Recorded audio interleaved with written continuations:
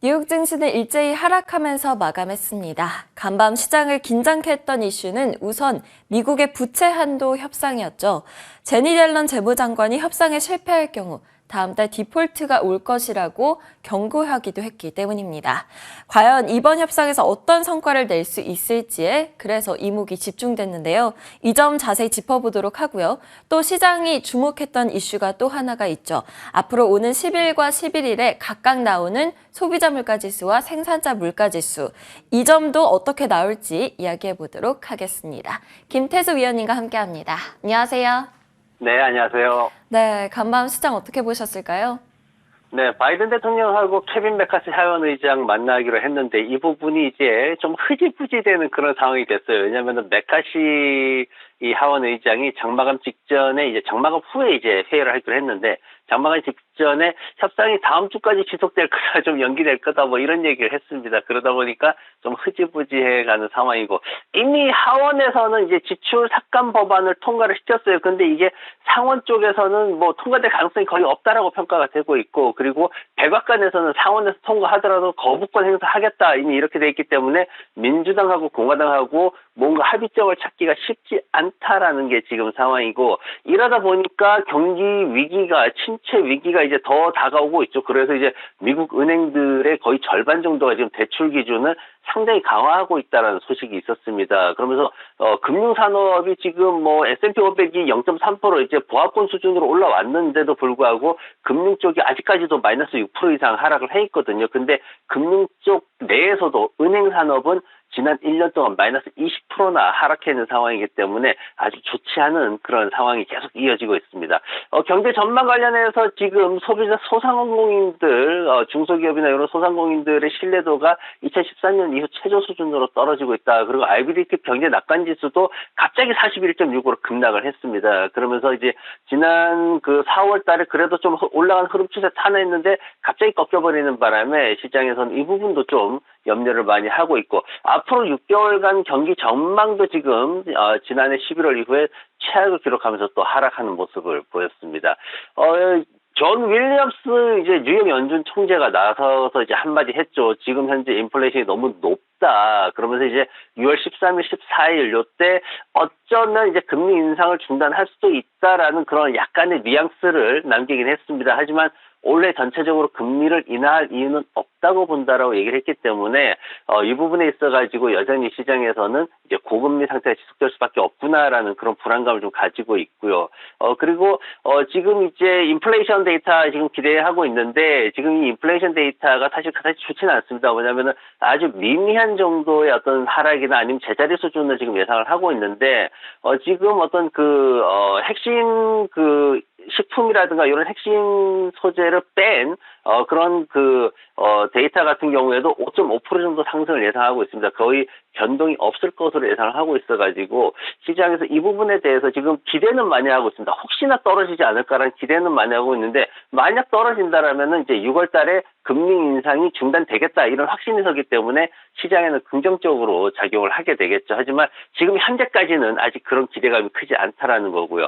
실적 발표 이제 내일도 이어집니다. 오늘 밤에 이제 리오트, 로블록스, 그리고 브룩스리드라든가 웬디스 같은 회사들이 장시작 전에 발표를 하고요. 그리고 월트 디즈니가 실적 발표를 합니다. 지금 그다지 좋지 않을 걸로 예상이 되고 있는데, 지난번에 식스플래그가 이제 어떤 여름에 매출이 크게 늘어날 것이다, 이 부분에 대한 기대감으로 실적 발표하던 날 상승을 했거든요. 그래서 그런 부분이 어떻게 적용될지 봐야 되고, 혼다라든가 아니면 뉴트리안이라든가 유니티 소프트웨어라든가 이런 투자자들이 많이 관심 있는 종목들도 실적 발표를 앞두고 있기 때문에 이런 것들도 우리가 관심을 좀 가지면 좋을 것 같습니다.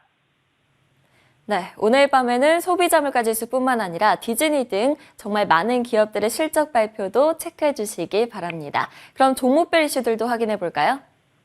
네, 페이팔이 어제 우리가 봤는데 급락을 했습니다. 결국 장 끝나고 이제 실적 발표했을 때는 그나마 좀 괜찮다가 그나마 버티다가 이제 오늘 아침에 장 시작하자마자 이게 해석하는 측면에서 이제 어느 쪽으로 해석을 하느냐, 거기에다 이제 CEO가 또 불을 지폈죠. CEO가 올해 굉장히 힘들 거다, 도전적인 과제들이 남아 있다, 이제 조금 어렵다는 뉘앙스로 얘기를 해가지고 이 CEO가 왜 그런 말을 했는지 잘 모르겠지만 굉장히 실적 발표에도 불구하고 주가는 급락을 했습니다. 어제 이제 갭 하락하면서 아침부터 갭 하락해서 떨어졌어요. 그래가지고 리스크를 좀 감당하실 수 있는 분들은 매수 단가 낮춰가지고 장기적으로 제가 분할 매수해야 된다 말씀드렸죠. 그렇게 진행을 하면 별 무리는 없을 것 같습니다. 왜냐하면 실적은 올해 내내 상승할 것으로 아직까지 기대가 되고 있기 때문이고, 다만 리스크가 좀 싫은 분들은 이 종목은 이제 건드리지 않는 걸로 그렇게 정리하시면 될 것 같습니다. 팔란티어가 실적을 굉장히 좋게 발표를 했어요. 미국 중앙정보국 CIA하고 이제 협력을 하고 있는데 주가가 20% 이상 이렇게 뛰어오르는 모습을 보였습니다. 여기에 이제 오픈 AI하고 이제 비슷한 그런 기술을 가지고 자기네들도 어떤 소프트웨어를 개발하고 있다, 이런 소식들이 이제 테마주에 좀 편성되는 그런 모습을 보였습니다. 테슬라 같은 경우에는 지금 시장에서 뭐 리비안 이제 실적도 나왔지만은 피스카라든가 뭐 이런 회사들 얘기 나오면서 결국은 이제 다들 테슬라를 보고 있거든요. 근데 버클리에서 나온 게 지난주에 이제 일부 모델 가격을 조금 올렸습니다. 근데 이거는 이제 그냥 뭔가 이 회사의 안정성을 보여주려는 거지 진짜로 계속 올리는 건 아니다. 앞으로 더 하락할 것이다, 이렇게 해석을 했습니다. 그래서 이런 것들을 통해서 매출을 더 성장시킨다면 좀 긍정적인 측면이 있다, 이렇게 분석을 했고, 리비아는 실적을 이제 발표를 했어요. 근데 장중에 루시드나 피스크가 실적 때문에 굉장히 뭐 안 좋게 해석이 되면서 6%, 7% 이렇게 하락을 했는데 뭐 초반에 안 좋았어요. 같이 그러다가 계속 끌어올렸습니다. 장마감 후에 실적 발표했는데 매출이나 순이익이 모두 기대했던 것보다는 좋게 그렇게 나타나면서 장마감 후에 한 5% 정도 오르는 모습 보였고, 오늘 차트는 제가 세일즈포스 CRM 요 회사 가져왔습니다. 이 회사가 이제 성장주의 대표적인 종목이고 다우 30 구성 종목 중에 오늘 보잉 다음으로 가장 많이 오른 종목입니다. 제프리 쪽에서는 목표가를 $250까지 지금 제시를 하고 있는데 성장주 중에서는 가장 안정적으로 하락을 회복하고 있는 상황이다. 그리고 지금 현재 $200 근처에 올라와 있는데도 충분히 매수 의견들이 많이 나오고 있는 종목이기 때문에 관심을 가지시면 좋을 것 같습니다. 네, 최근 실적 발표에 따라서 급등락했던 종목들, 그리고 마지막으로는 세일즈포스 분석까지 진행해 봤습니다. 그런 섹터 종목별 흐름 확인해 보도록 하겠습니다. 기술 섹터, 커뮤니케이션 sek터, 그리고 헬스케어 섹터 등이 하락한 반면 산업과 에너지 섹터는 소폭 상승하는 모습이었습니다.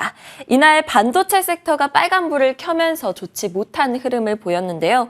팔란티어는 호실적에 25% 가까이 상승을 했고, 노바백스는 독감 백신에 대한 긍정적인 결과를 보고하고 또 인력 감축 소식에 28% 가까이 급등을 했습니다.